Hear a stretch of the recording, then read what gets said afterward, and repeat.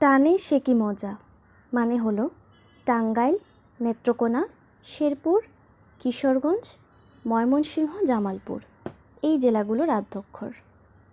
এই টানে সে কি মজা এলাকার মানুষের গায়ের রং অধিকাংশ ক্ষেত্রেই গাঢ় শ্যামবর্ণ।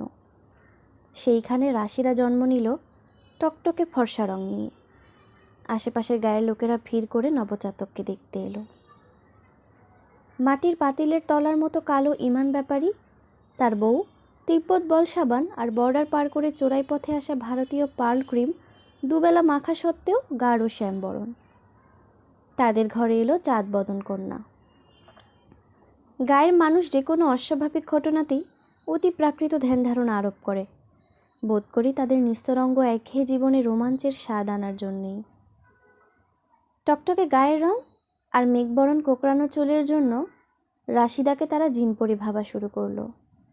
রাশিদা যেখান দিয়ে হামাগুড়ি দেয় সেখানে গাছ লাগালে গাছ তরতর করে বড় হয়। উঠানের বাজা পেঁপে গাছের গোড়ায় রাশিদা বমি করেছিল। এরপর থেকে গাছ ভর্তি করে পেঁপের বাম্পার ফলন শুরু হলো, ইত্যাদি ইত্যাদি।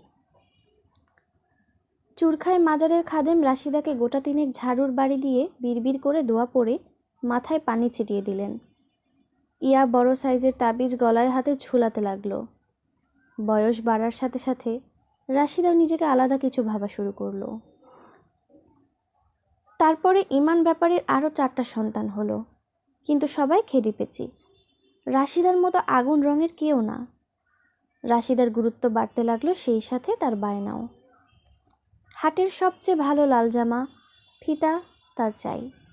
হাটের গোকুল চান ময়রার দোকানে বসে সে একা রসগোল্লার রসে ডুবিয়ে নিমকি খেত। তার ভাই বোনেরা দূর থেকে হ্যাংলার মতো তাকিয়ে থাকত। সমবয়সীরা রাশিদাকে সমীহ করে এড়িয়ে চলত। এক্কা দোক্কা পুতুল খেলায় তাকে কখনো ডাকত না।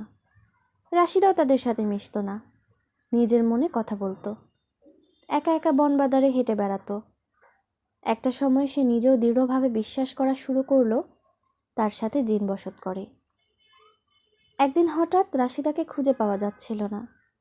3 দিন ধরে ঝুম বৃষ্টি, হাটও তেমন জমেনি।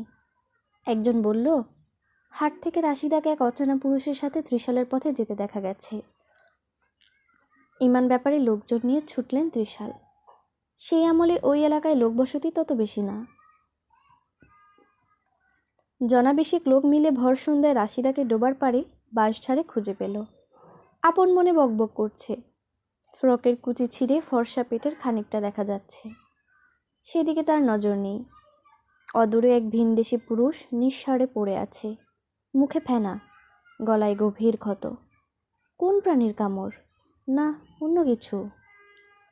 পুলিশ বাদী হয়ে অজ্ঞাতনামা মানুষটির অপমৃত্যু মামলা করে, আর পুরো এলাকায় চাউর হয়ে যায় রাশিদার কোনো অলৌকিক ক্ষমতা আছে। রাশিদার রাশিফল সেদিনই বদলে গেল। তার বয়স তখন মাত্র 9।